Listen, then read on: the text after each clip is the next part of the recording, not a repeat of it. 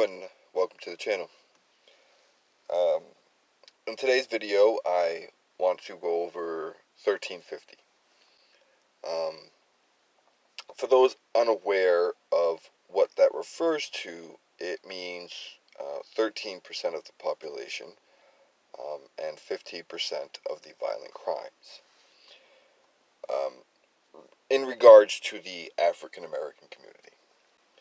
Now, both of these numbers are true. The issue, however, is people's use of these to justify how society, and more specifically the police, treat the African American community. It's essentially ACAB in reverse. So instead of all cops are bad or bastards, it's all African Americans are bad or bastards. Both justified by a few bad apples. Um, Basically justifying the excessive means used against the African American community because 1% of their total population. Well, in itself, that is racist. Now, I got this from americashealthrankings.org. Now, this was essentially mainly focused on the impacts of violent crimes on the health industry, but these numbers are in there nonetheless.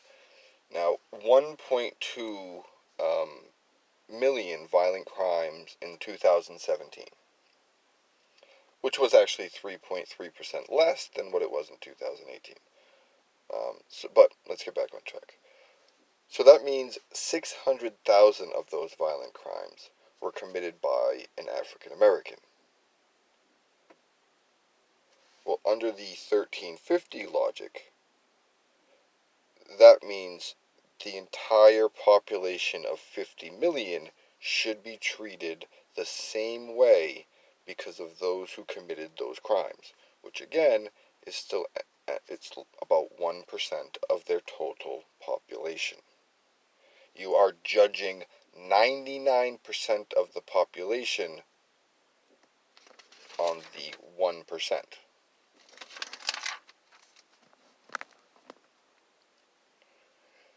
Now, I got this from this is pretty long, but the source here is lawcenter.gifford, GIFFORD.org, /facts/guns-violence-statistics /. I'm going to have these linked in the description, but just in case. So there are, on average, 36,383 Americans killed with guns each year. Of those 36,000 plus, 22,274 are suicides, 12,830 are homicides, 496 from law enforcement, and 487 are unintentional. So just to go with the homicides, because that's what the point of the whole 1350 is, that means 50% of those homicides would be 6,415. So we are assuming all 6,415 are each from different people. So even with that, we are essentially judging 50 million people by 6,415. Yes, that is certainly enough to judge an entire race. Over a few bad apples. This argument is literally only to paint an entire race as violent, in an attempt to normalize the treatment of said race. I mean, it's similar to the lazy argument used against the African American community. All of these ignore the impact one's environment has on every facet of their lives, from job opportunity to defunded school systems, how dense a population, and the impact poverty has on decision making. Side note here, speaking of defunding, you are okay with defunding our schools, but not the police. Let me guess. because of 1350. The proof here would be the ghettos full of Irish and Italian settlers. These weren't all sunshine and rainbows. These were violent and very white areas. Confining any race to these conditions, and these outcomes are inevitable.